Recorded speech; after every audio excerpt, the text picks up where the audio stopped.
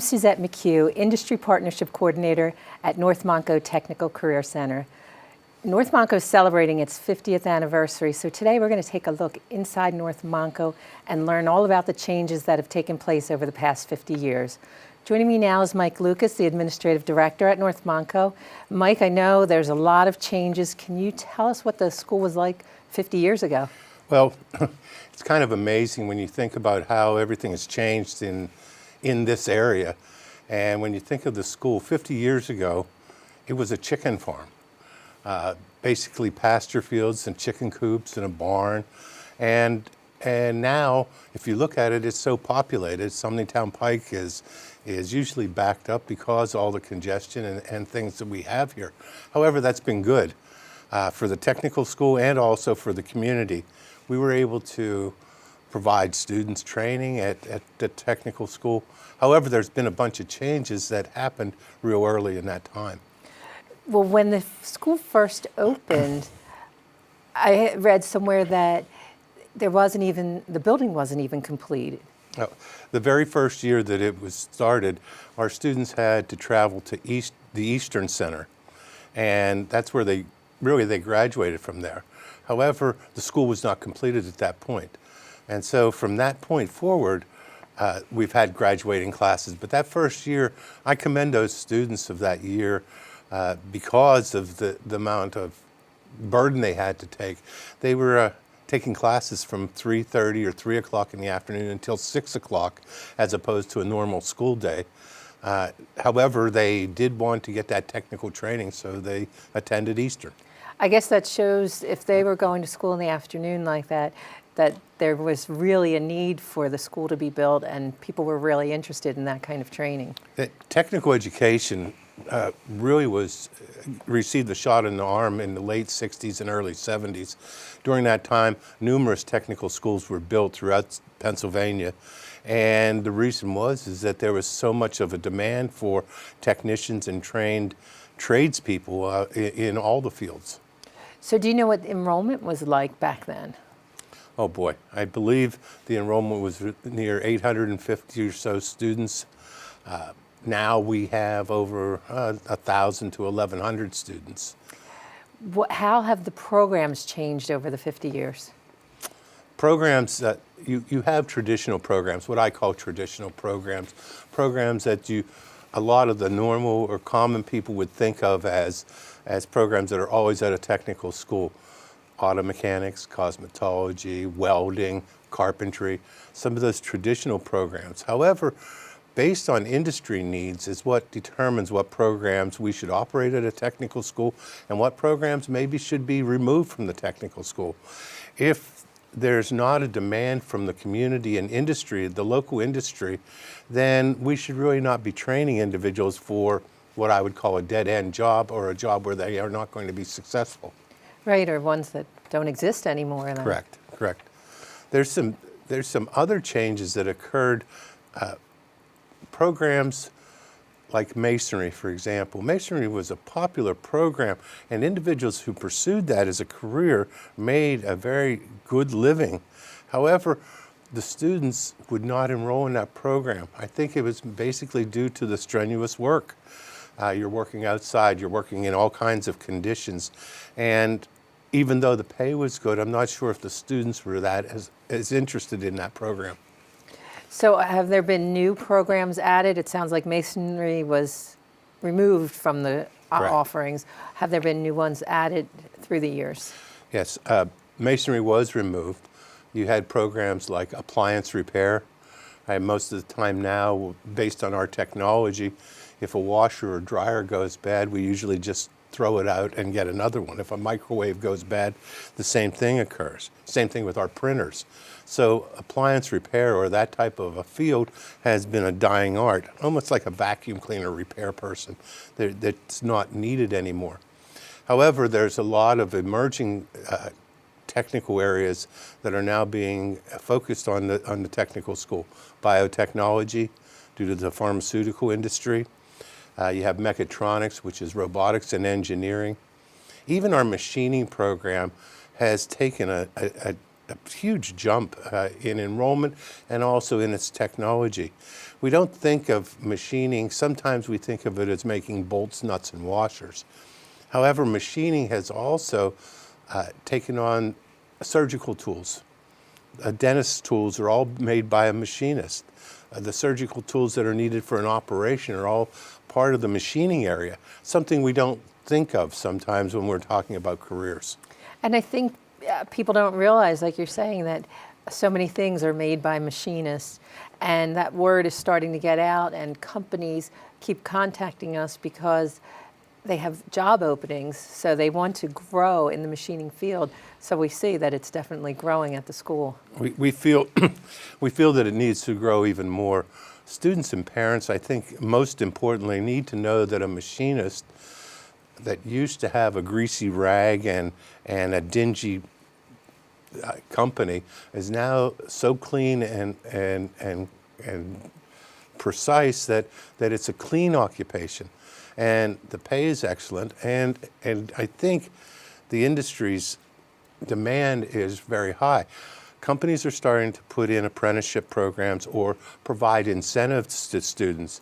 If they reach a certain level in the machining technical area at the technical school, they'll be given an incentive to continue in that field. Right now, at the school, we have 5 or 6 positions open for CNC machinists and no students to fill those positions. And we're talking $20 to $25 an hour plus benefits. So that's a pretty substantial salary for an individual who is just 18 years of age. It is, it's very good. Now, what are the most popular programs then at the school? Oh boy. We're sitting pretty well with popular programs, and I say that because of the demand. No matter what the economy is like, individuals like you and I are going to want to eat, so culinary arts is a major demand, and we're going to want to get our hair done, whether it's a haircut or get it styled. So those programs, even though the economy may be tight, we still, as individuals, pursue those areas. In addition, auto mechanics is high demand. So are the health fields. With health being a major part of our country, the demands for health specialists too. Sometimes we think of nurses as the only health field. There's med techs, there's phlebotomy, there's a ton of different occupations that can be pursued, but sometimes we only look in that little bubble of, oh, you want to be a doctor or a nurse, and that's all we look at. So the students then are exposed to all different career opportunities. Correct, and we're starting to change that more in our career choices booklet and what was called a recruiting booklet. We're starting to identify occupations that people do not think of related to that field. For example, you may think of welding. Well, that's what they weld to build a ship, or they weld to build a bridge. However, welding is used in a number of other areas. They're used in the automotive area. Welding is used to fabricate different pieces of equipment. So sometimes we lose sight of that. And so what we're trying to do at the technical school is teach or educate 6th, 7th, and 8th grade students that there's more occupations in a field like welding or auto mechanics than just those 1 or 2 items that we think of immediately. Right, and that's important that they know about all the opportunities that are available. Now, do any programs have a waiting list? A few of our programs do have a waiting list, and that kind of changes at times. Mechatronics, for example, it does have a waiting list. It's a very challenging field. An individual who takes that career could, while they're still in high school, get up to 15 credits towards an associate degree.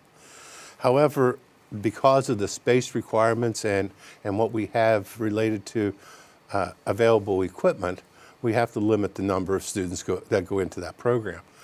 I see probably a program like Mechatronics being a competitive program where individuals will have to take an entrance exam or take some type of assessment to see if they can get into the program. Kind of like a college assessment would be used to determine where you should be placed in a program.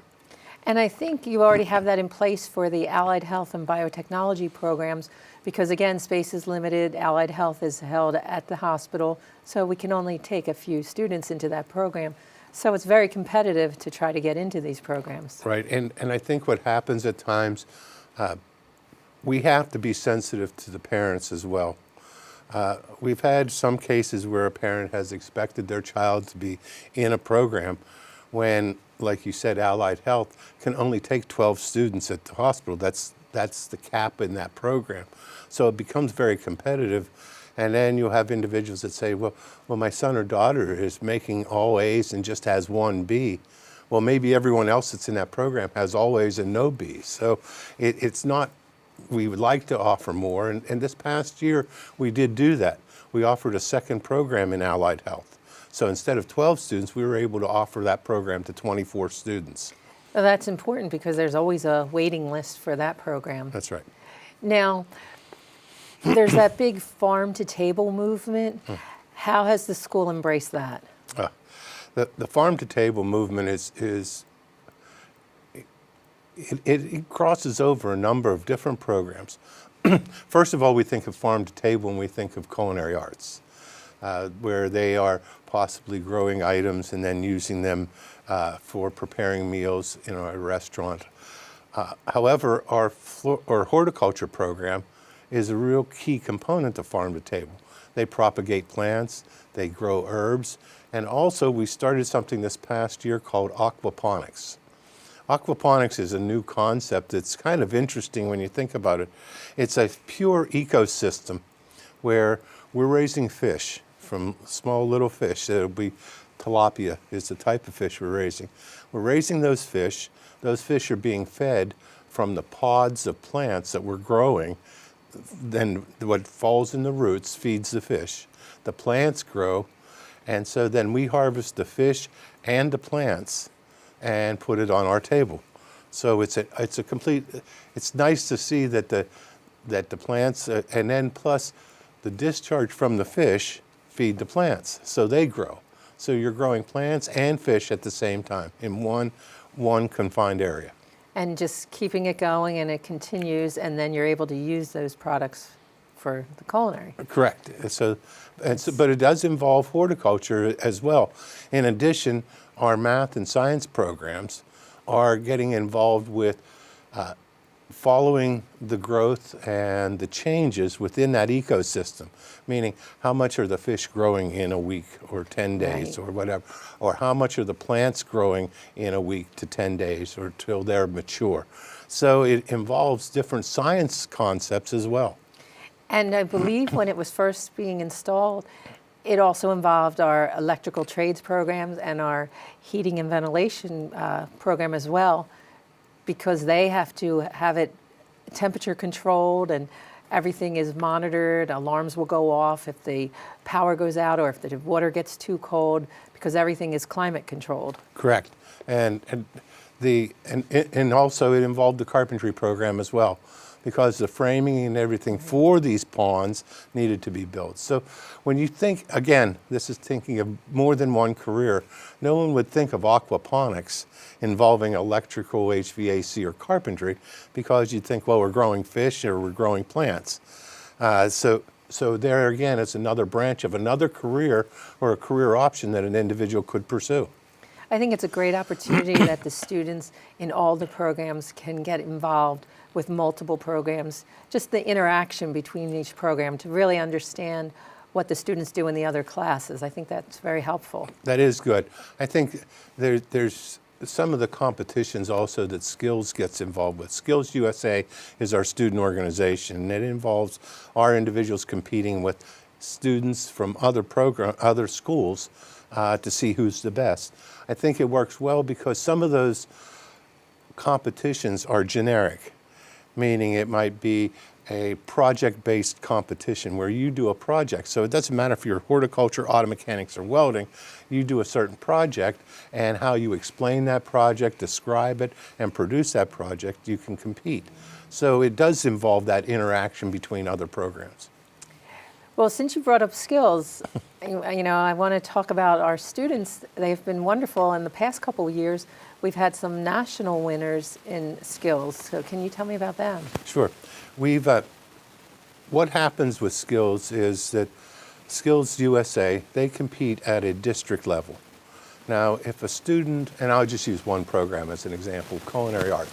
If a student wins the district level in culinary arts or receives a gold medal, they go on to states to compete against other students throughout the state of Pennsylvania that also won a gold medal. And so if you win a gold medal at states, then you move on to nationals. And if you're a national winner, it means that you could have competed against 30, 40, or maybe 50 individuals across the whole United States. And if you achieve a gold medal in that area, you've basically written your ticket for your training, for future training, whether it be in education, whether it be at a culinary institute. Your whole tuition is usually paid for. And That's a great opportunity. We've had 4 national winners over the last 3 years, which is substantial. What areas were they in? You're going to test me on this one. Okay, I would say culinary arts, the one is in front of the house, or what we call the food service at the front. In addition, we had 2 individuals in mechatronics that received national first place winner, and another one in culinary arts front of the house. Yes. So that's 4 individuals, and they all are going on to high-level technical schools or associate degree and 4-year degree schools. And they won wonderful scholarships to help them through this. Scholarships and financial support. So from starting out in a little small program here in Lansdale, you can have national recognition, which is kind of outstanding. It is. It's wonderful. And I think it's really unheard of to have 3 years in a row national winners. So that's great. The building now, let's talk about the building itself. It has expanded since it was built originally 50 years ago. Tell us a little bit about some of the expansions. Okay. The 50 years ago, the building was built out of necessity. It was done with federal dollars, and there were not, like I said earlier, there was a number of technical schools built during that time. The building was built based on the support of the 5 sending districts. That would have been North Penn, Methacton, Wissahickon, Souderton, and Perkiomen Valley.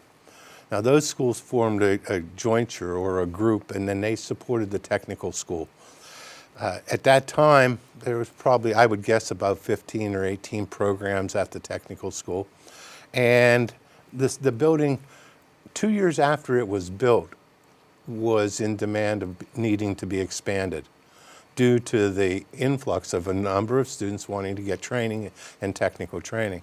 However, nothing occurred until 1998 when we built an addition to the building, which added a first and second floor to one wing, which we call the 90s wing, which then housed our power and transportation, construction areas, and also our health wing. Now in 2010, we found a need not to expand, but to renovate. When you have a building that's nearing, at that time, 45 years old, the heating systems, the lighting systems, the roof, and a lot of other infrastructure items need to be replaced. So we did a $12 million project and renovated probably about 70% of it where you couldn't see it. It was behind the walls or above the ceiling. Mm-hmm. We did also cosmetic improvements, and we added a salon for the public so that the public could come in 5 days a week and go to our salon. We also added a restaurant and bakery, which is open 2 days a week, so that the students get that experience of dealing with the public in both of those areas. So it's a great opportunity for them to have that interaction with Correct. the public. And I believe in cosmetology, they need a certain amount of hours working on outside clients to be able to sit for their license. Correct. The students need approximately 150 to 200 hours of working on something other than a mannequin. So they do need that contact with the public. And it's very reasonable in price because we do not charge for the services. The materials that are charged for, and same thing with the baking or the restaurant, there is a slight markup, but it's nothing it's because the students need the experience of dealing with the public. It's real hard to be a waiter or a waitress and the public is not involved with providing their meal. And I guess it's obviously working if you have 2 students winning national competitions in restaurant service. obviously that experience of serving the public has really helped them a lot. Correct. That's correct. Now, moving to the outside of the building, when you're driving down Sumneytown Pike, there's a big garden out front. Can you tell us about that Sure. garden? That's a 9/11 Memorial Garden. It started a year to a year and a half after the 9/11 attack. The instructors and students were involved with this. The students in welding did a sculpture. And the sculpture's kind of amazing. If you have the opportunity, you should drive by. There's a plaque out front that explains everything related to garden. And it's really unique. They built the garden, the sculpture out of stainless steel. In addition, the two towers, the two towers are made out of regular steel. So over a period of time, the steel will rust and disintegrate, and it'll be dissolved. However, the stainless steel will remain forever, which is the new skyline of New York City.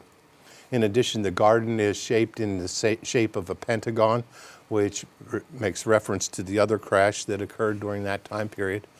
And also the flowers that are planted in the Pentagon area represent Pennsylvania flowers, which represents the other crash. There's two big trees also that represent the towers. Yes, there was a lot of thought when the students were designing this garden. The horticulture students really put a lot of effort into the symbolism.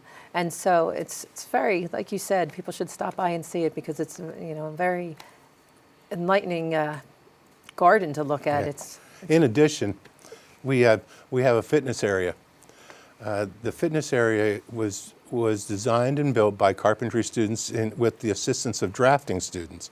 And basically, there's 10 or 12 stations where you can stop at our school and do different exercises, kind of like a fitness park where it may tell you to do 10 sit-ups on this station, then you might move to the next station and you have to do pull-ups. It was all built by the carpentry construction trade students, and kind of a neat thing to do. right, another hands-on project that they can really benefit from as well. Now, I know the students at North Montco get involved with community service a lot. I know at one point there was a truck out front, Fill the Truck for Fill Abundance. They do various food drives. Can you tell us more about what Sure. other opportunities? We do one of the goals of the technical school and all the students is to be involved with a community service project or more than one. Sometimes this is done as a group effort within a technical program. Sometimes it's done on an individual basis. We do a number of community service activities. We do Manna on Main Street. For example, Manna may receive a number of donations from Weiss Markets or some other company. However, they don't have the facilities, the cooking area, to make whatever they have. So those products are brought to the technical school. Our culinary program prepares the foods, and then they go back to Manna to feed individuals in their soup kitchen. We'll do things related to hospice, where we're making cookies for the Christmas time. A number of different organizations contact us for donations. What happens sometimes is that, I'll use an example, a baseball team, a little league team will contact us and say, can you donate 3 dozen cookies? One of the things we have to be cautious of at the technical school is that you got to remember, out of our 5 sending schools, there's probably 80 little league baseball teams, and could you imagine the number of cookies we'd have to make? We'd turn into a production. So there's certain areas where they're nonprofits or individuals that we would support, and others we just can't, we don't have the resources to provide that service. Right, right. But you do offer some community service, or community events, I should say, to bring people into the school. What are some of those? Well, we have one coming up. December 9th, we have Breakfast with Santa. Now, this has turned into a really nice event. It's almost, now that we've been doing it probably over 5 or 6 years, maybe getting close to 10 years, and individuals look forward to it. Families and parents are almost putting it on their calendar a year in advance, and they're able to meet with Santa. Santa gives them a cookie. They usually get a coloring book that is produced by our graphic arts program. And it's an all-you-can-eat breakfast. It's usually pancakes, sausage, those types of things. In addition to that, we have Breakfast with Bunny, which is during the springtime. And Bunny comes to visit, and students can sit on Bunny's lap, get their picture taken with the bunny. And again, it's an all-you-can-eat breakfast. So they are fundraisers. They serve the community, but they also serve our student organizations as well.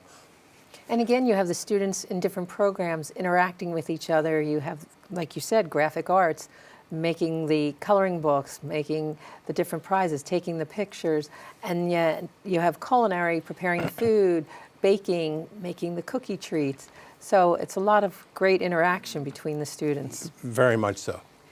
Now, I want to ask you, you and I have gone through our files, our records over the 50 years, all different newspaper articles, and there's something that sticks out from the 70s that's a perception of technical schools today. So can you share that with us? Sure. Just clear up misconceptions. Yeah, it's amazing. We have pulled some newspaper articles, and the newspaper articles were written in the early 70s, and the articles would say that the perception of the technical school is that they wear leather jackets, they have chain wallets, it's for the if you're not going to college, go to Votech. And we were reading these articles in 1970 and 71 from these clippings. It's amazing that you pulled the newspaper out a year or so ago and the same perceptions are still there, that the public and community still perceives the technical school as kind of like a lesser part of our society. However, if you've ever been in our school, your perception will completely change. There's a number of individuals who would not let their son or daughter attend a technical school. However, they came and visited during an open house, and all of a sudden, they wanted their child to come to the technical school because they saw all the benefits. Open house is coming up too. That's in February, and that's a great opportunity. Like you say, people are always looking at the school at that point, and by the end, they're asking for applications because they insist their child get in once they see the equipment and the opportunities. And we also bring companies into our open house so that the parents can talk to the companies and see what jobs are out there and what opportunities are available for their students. We focus too. Our open house is a focus. We appreciate the community coming in and past graduates coming to our open house. However, our key focus is 7th, 8th, and 9th grade students and their parents. Those are the future tradespeople and technicians, and those are the individuals that we're looking to attract to the technical school. I think it's very important that parents and students see the opportunities and see what we have.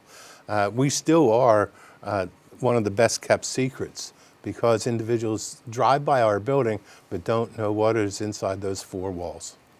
It's true, and you know, you've made so many changes in your past years at North Montco, and I know we're so excited to be celebrating 50 years of technical education, and we thank you for all the support you have done by bringing that restaurant and salon available to the public and additional training opportunities for our students and all the programs that you've added as far as the aquaponics, farm to table. It's really been great to continue to grow at North Montco, so we're really happy. And I'm glad you were here to share with us everything we've done over the past years and looking through the files over the 50 years from the chicken coop. So thank you so much. Thank you.